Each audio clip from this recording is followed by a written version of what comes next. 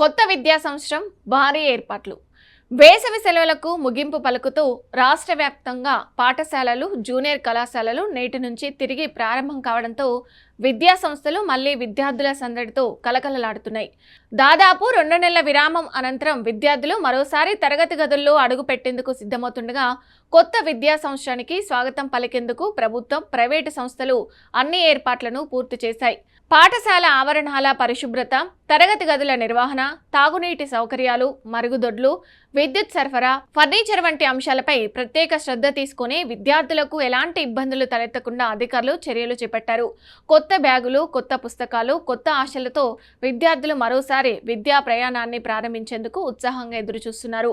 ఇక ప్రభుత్వ పాఠశాలల్లో విద్యార్థుల చేరికలను పెంచేందుకు విద్యాశాఖ చేపట్టిన బడి బాటా కార్యక్రమం క్షేత్రస్థాయిలో జోరుగా కొనసాగుతుంది.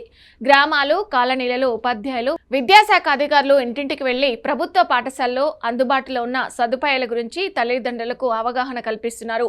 నాణ్యమైన విద్యతో పాటు ఉచిత పాఠ్య పుస్తకాలు, నోట్బుక్స్, యూనిఫామ్లు, మధ్యాహ్న భోజన పథకం, డిజిటల్ విద్య, ఆధునిక తరగతి గదులు వంటి సౌకర్యాలను వివరిస్తూ ప్రభుత్వం పాఠశాలపై విశ్వాసాన్ని పెంపొందించే ప్రయత్నం చేస్తున్నారు. ఇక దీంతో అనేక ప్రాంతాల్లో తల్లిదండ్రులు తమ పిల్లలను సర్కారు బడుల్లో చేర్పించేందుకు ఆసక్తి చూపుతున్నారు. కొత్త విద్యా సంవత్సరంలో ఎక్కువ మంది విద్యార్థులను ప్రభుత్వ పాఠశాలల్లో చేర్పించాలనే లక్ష్యంతో అధికారులు ప్రత్యేక చర్యలు చేపట్టారు. కొత్త విద్యా సంవత్సరం ప్రారంభం కావడంతో తల్లిదండ్రులు కూడా తమ పిల్లలకు అవసరమైన విద్యా సామాగ్రిని సమకూర్చే పనిలో బిజీగా మారారు. పుస్తకాలు, బ్యాగులు, షూజు, యూనిఫామ్లు, ఇతర స్టేషనరీ వస్తువుల కొనుగోలులో మార్కెట్లు రద్దీగా కనిపిస్తున్నాయి. ఇక విద్యార్థులు కూడా కొత్త తరగతుల్లోకి అడుగు పెడుతున్న ఆనందంలో మునిగిపోయారు. చిన్నారుల నుంచి జూనియర్ కళాశాల విద్యార్థుల వరకు అందరిలోనూ కొత్త ఉత్సాహం కనిపిస్తుంది. ముఖ్యంగా 10వ తరగతి, ఇంటర్మీడియట్ వంటి కీలక తరగతుల్లో ప్రవేశించిన విద్యార్థులు ఈ విద్యా సంవత్సరాన్ని మరింత ప్రాధాన్యంగా భావిస్తున్నారు. ఉపాధ్యాయులు కూడా మొదటి రోజునే విద్యార్థులకు స్వాగతం పలుకుతూ పాఠ్యాంశాలపై అవగాహన కల్పించేందుకు సిద్ధమయ్యారు. ఇక నల్గొండ ఉమ్మడి జిల్లాలో విద్యా వ్యవస్థ విస్తృతంగా కొనసాగుతుంది. నల్గొండ జిల్లాలో మొత్తం 2017 విద్యా సంస్థలుండగా దాదాపు 1,98,990 మంది విద్యార్థులు చదువుతున్నారు. సూర్యాపేట జిల్లాలో 1173 విద్యా సంస్థలు 1,48,381 మంది విద్యార్థులైతే విద్యను అభ్యసిస్తున్నారు. యాదాద్రి భువనగిరి జిల్లాలో 737 విద్యా సంస్థల్లో 1,53,250 మంది విద్యార్థులు చదువుతున్నారు.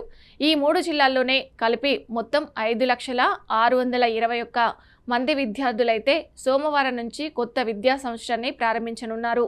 దీంతో పాఠశాలలు, కళాశాలలు మళ్లీ విద్యార్థుల కేరింతలతో సందడిగా మారనున్నాయి. అయితే ప్రస్తుత ఎండల తీవ్రతను దృష్టిలో ఉంచుకొని విద్యాశాఖ ప్రత్యేక జాగ్రత్తలు తీసుకోవాలని ఆదేశాలు జారీ చేసింది.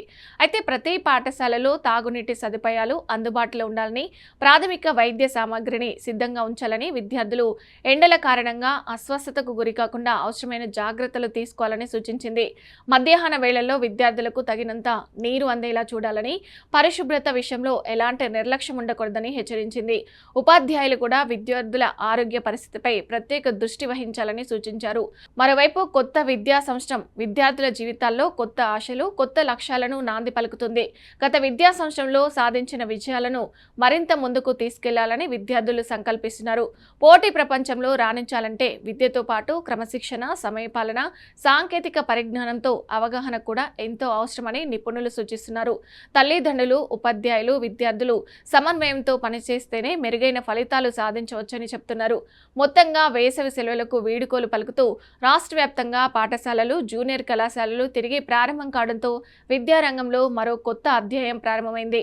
లక్షలాది మంది విద్యార్థులు కొత్త ఆశలు, కొత్త కళలు, కొత్త లక్ష్యాలతో విద్యా ప్రయాణాన్ని మొదలు పెడుతుండగా ఈ విద్యా సంవత్సరం విజయవంతంగా సాగాలని అందరూ ఆకాంక్షిస్తున్నారు.